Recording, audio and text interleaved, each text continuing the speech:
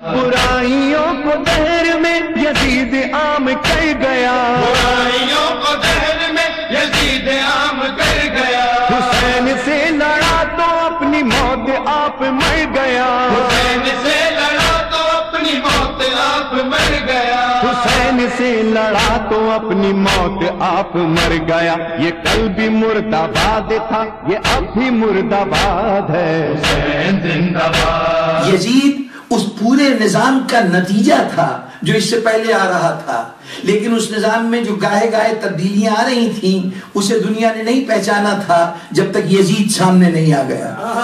میں اس بات کو ایک مثال سے واضح کروں گا کہ صورت احوال یہ ہوتی ہے، بہت سے حضرات نے یہاں بھی دیکھا ہوگا بادام جن درختوں پہ لگتا ہے وہ اس کا ایک مخصوص شکل ہے اس پودے کی، تو اب ہمارے یہاں بعض علاقوں میں بادام کی کاشت وسیع پیمانے پہ ہوتی ہے، درخت کا بیج بویا گیا، پودے نکلے، ایک جیسے پودے، ایک باغیچے کے اندر ایک باغ میں بہت سے ایک جیسے پودے ہیں، یکساں انداز سے وہ پروان چڑھتے رہے، مالی حرک کی پرورش کرتا رہا، ہر پودے کو پروان چڑھاتا رہا، ہوتے ہوتے ان کے اندر پتے آئے، شاخیں ہوئیں، پھلا پھول آئے، پھول کے بعد پھل آیا۔ اب پھل جب تیار ہوا تو اس کے بعد اچانک پتہ چلا کہ اس پھل میں سے ایک درخت کا پھل وہ ہے جو کڑوا بادام دے رہا ہے۔ بادام کی ایک قسم جو شاید آپ لوگوں کا سابقہ کم پڑتا ہو، ہمیں تو اکثر بادام میں ملے جلے وہ بادام بھی مل جاتے ہیں کہ منہ فوراً شدید طور پہ کڑوا ہو جاتا ہے، وہ باقاعدہ زہریلا ہوتا ہے وہ بادام۔ تو یہ بادام، اس کے پتے بالکل درخت کے ویسے ہی تھے جیسے میٹھے بادام کے ہوتے ہیں، درخت کا تنا ویسے ہی تھا، شاخیں ویسی ہی تھیں، لیکن جیسے ہی پھل سامنے آیا درخت باغبان کو پتہ چل گیا کہ یہ درخت اب اس کا صرف یہ پھل ہی نقصان دہ نہیں ہے بلکہ باغ میں یہ رہنا جگہ بھی گھیر رہا ہے، جو کھاد استعمال ہو رہی ہے اس کی قوت کو بھی استعمال کر رہا ہے، یعنی گویا یہ حصہ چھین رہا ہے ان درختوں کا جو میٹھا پھل دیتے ہیں۔ تو اب وہ صرف اس پھل کو ضائع نہیں کرے گا جو اس درخت سے ہوتا ہے، بلکہ اب اس کی شاخیں بھی ختم کر دی جائیں گی، تنا بھی ختم کر دیا جائے گا، جڑ بھی ختم کر دیا جائے گا۔ یزید اس درخت کا پھل ہے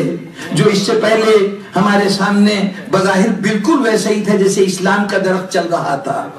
جیسے حقیقی اسلام پروان چڑھ رہا تھا، لیکن اس پھل کے آ جانے کے بعد پتہ چلا کہ جن شاخوں پہ یہ پھل آیا ہے وہ شاخیں بھی غلط تھیں، جس تنے پہ شاخیں نکلی وہ تنا بھی غلط تھا، اور جس جڑ سے یہ ابھرا ہے وہ جڑ بھی غلط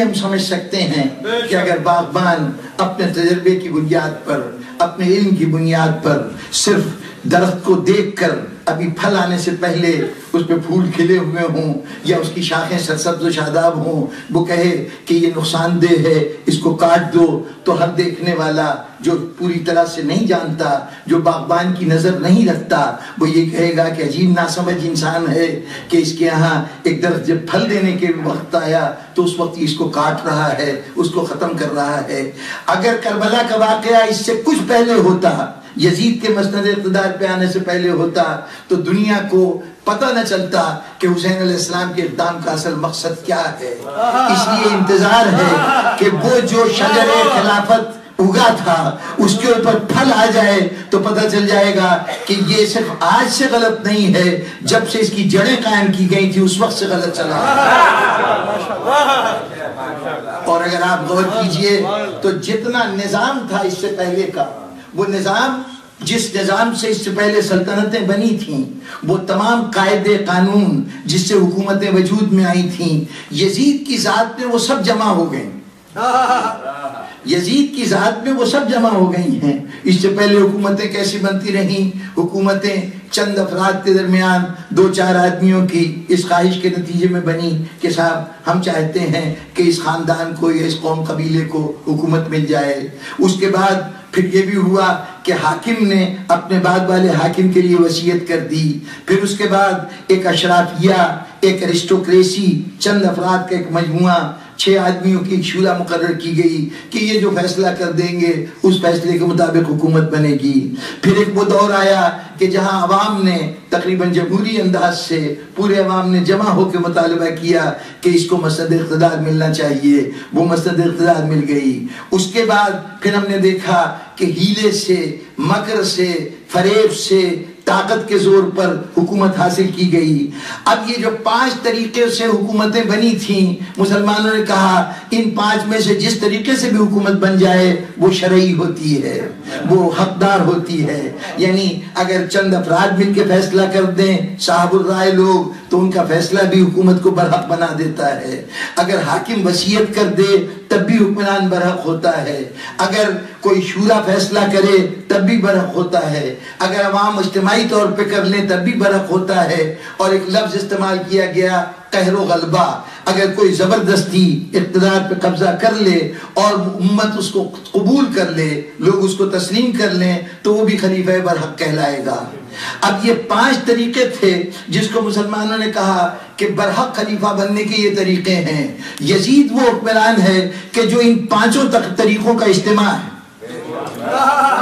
اس سے پہلے کی ساری خلافتیں کسی ایک ذریعے سے برحق خلیفہ بنی ہیں۔ یزید وہ پہلا شخص ہے جو 5 طریقوں سے خلیفہ بنا ہے۔ سب سے پہلے میں نے کل حوالہ دیا تھا کہ مغیرہ ابن شعبہ ایک شخص تھا جو کوفے کا گورنر تھا، اس کی گورنری خطرے میں تھی، اس کو بچانے کے لیے اس نے آ کے معاویہ کے سامنے یہ کہا تھا کہ کیوں نہیں آپ اپنے بیٹے کو اپنا جانشین بنا دیتے۔ یہ بظاہر انہوں نے ذہن میں پروان چڑھنے والے خیال کو زبان سے الفاظ دے دیے تھے، اس الفاظ کے تحت انہوں نے کہا اچھا جاؤ اس کے لیے کام کرو۔ اب وہ کام شروع ہوا، اب جماعتیں تیار ہونے لگیں جو آ کے یہ کہیں کہ ہاں یزید کو خلیفہ بننا چاہیے۔ اس کے بعد انہوں نے باقاعدہ اپنی زندگی میں یعنی وصیت کر کے لکھ کے نہیں گئے بلکہ عملاً یزید کی خلافت کا اعلان کیا معاویہ نے، اور شہر مدینہ میں دمشق میں تو سب نے اس اعلان کو قبول کر لیا۔ مدینے میں آئے، اس وقت کی مسلمانوں کی جتنی سربراہدہ شخصیتیں تھیں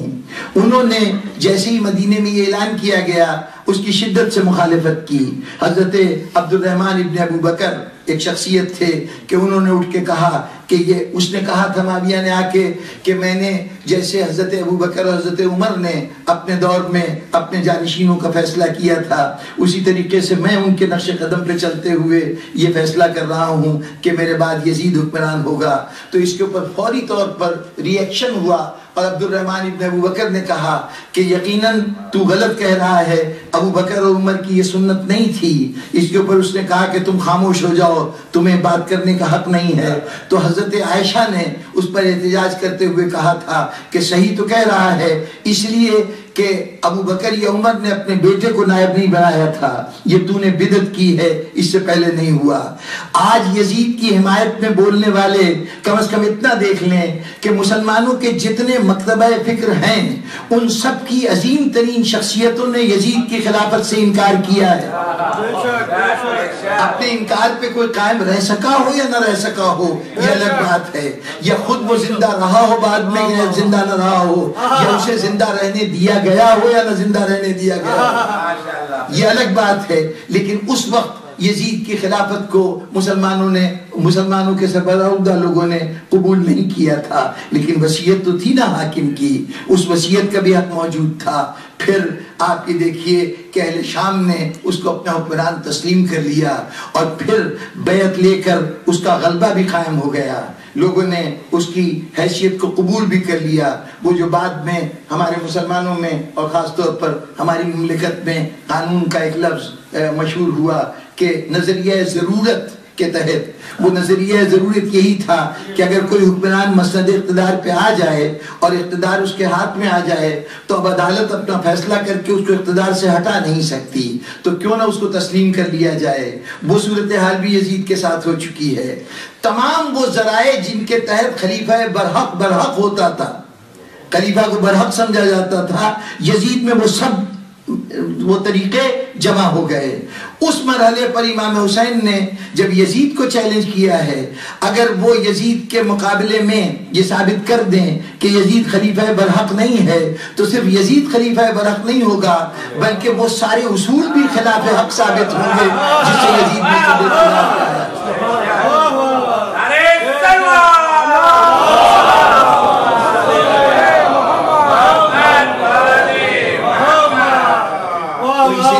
سے وہ وقت اپنی صحیح صورت میں سامنے آ چکا ہے کہ جہاں پر اب اگر امام حسین علیہ السلام باطل پہ ضرب لگائیں تو وہ ضرب واضح طور پر باطل کو اس کا قلعہ خامہ کر سکتی ہے، اس کا خاتمہ کر سکتی ہے.